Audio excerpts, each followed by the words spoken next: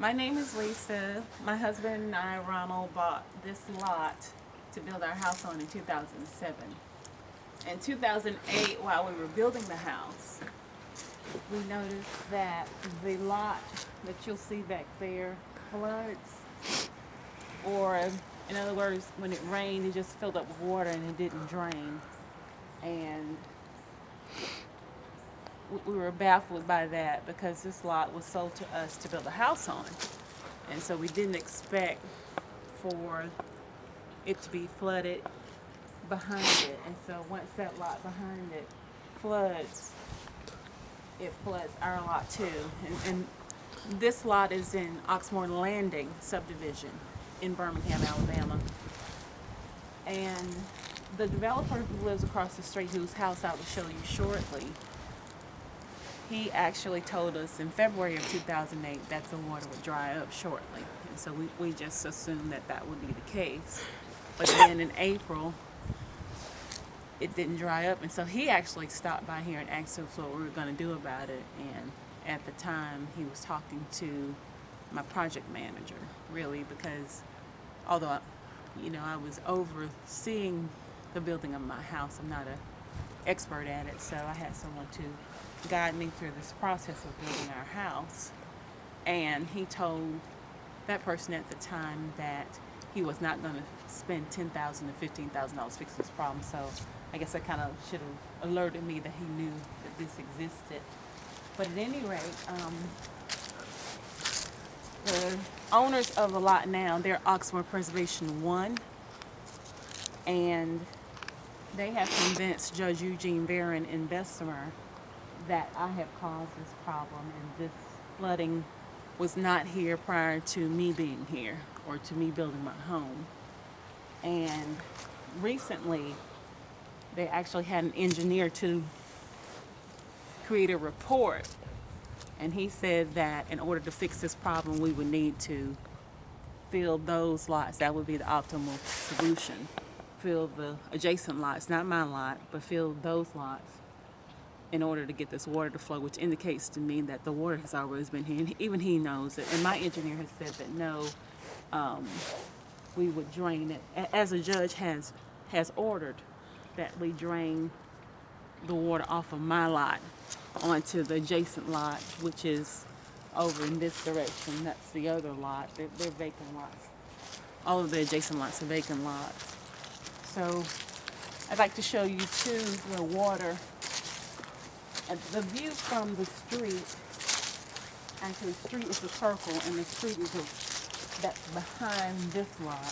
This is my lot. And so we'll walk around and look at the view in terms of, we'll look at all of the water. As you can see, I mean, there's all of this flooding. So when I signed the contract, it didn't say anything about this was a flood zone or floodplain. It specifically said that this is lot was zoned residential and not in a floodplain. But a floodplain is any area that is prone to flooding. When you see it flooding all the time, and this happens every year. Since we moved in 2008, it has not missed 1 year with this happening. When it gets cold or starts getting colder and we get our rain, it actually floods, and we do not see it drying out until about June. So we're basically going to deal with this water, this swamp, pond, whatever you choose to call it, until probably June, when the heat will cause it to evaporate. And this is our subdivision, Oxmoor Landing. And this is not the house of the developer. He's actually down this way. So let's walk down this way so you can see his house. He actually received funds, of course, as you know, from banks to finance the development of this property. And he did not do what he should have done in terms of these lots, particularly my lot. And then he certainly didn't alert me that there would be a problem with flooding, so that I could not purchase this lot. Number one, of course, that's why he didn't alert me. But of course, he did not alert me to tell me that, that the property behind me would flood me during this period. And I'm absolutely certain he knew. But he just refused to tell me that, that's called a fraudulent developer, which I have discovered. And this is what he is. So let's take a look at his house. And just so you'll know what type of individual we're dealing with. I mean, I think only 2 people live in that house. But let's walk.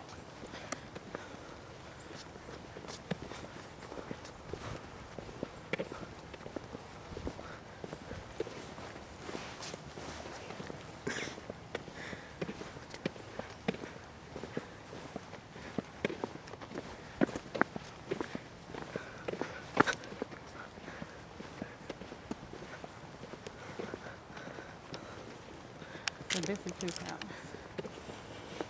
So his house is actually here when I purchased my lot. You can see it's his house. So now let me walk you back. Now that you know who sold me the lot, let me walk you back around the opposite side of the street, the opposite side of the lot. It's basically a circle. So you go around in a circle and the lot behind you, you'll see the what the mouse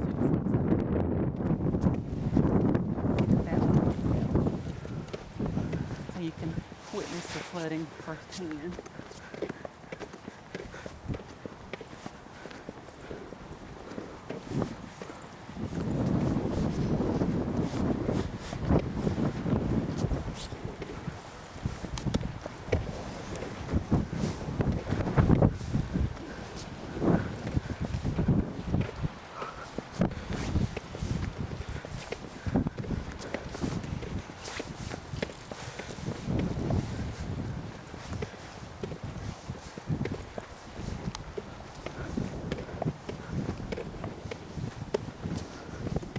And again, this is in Birmingham, Alabama, and this is Oxmoor Landing Subdivision.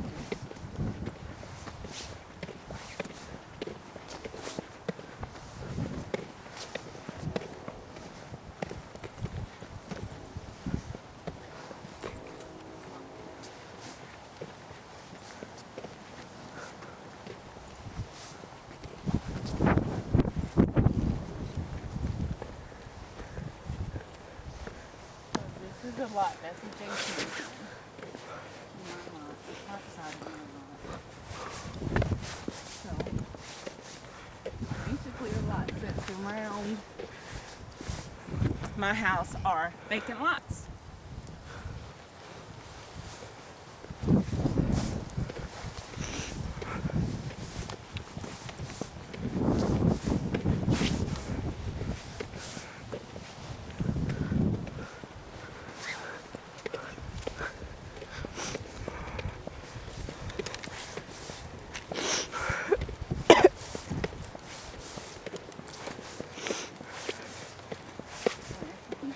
You'll see these lots are elevated a bit.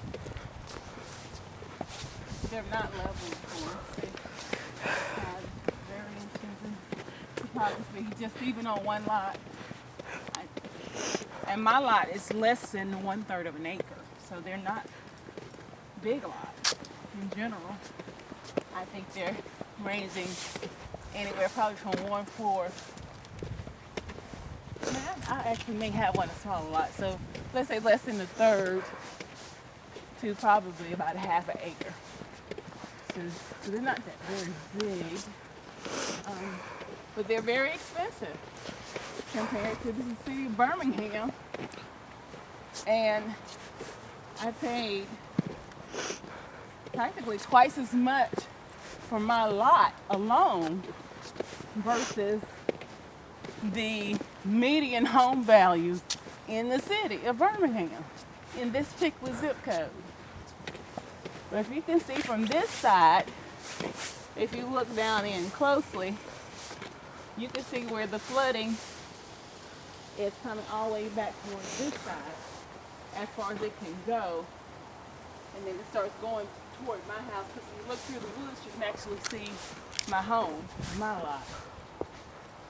So you can see a lot of the flooding here. And the problem, and the biggest issue is this just was not necessary.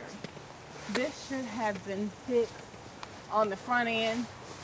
The city of Birmingham, this metropolitan area in general, we have a lot of highs and lows in our topography, a lot of valleys, you know, a lot of mountains, and other subdivision developers have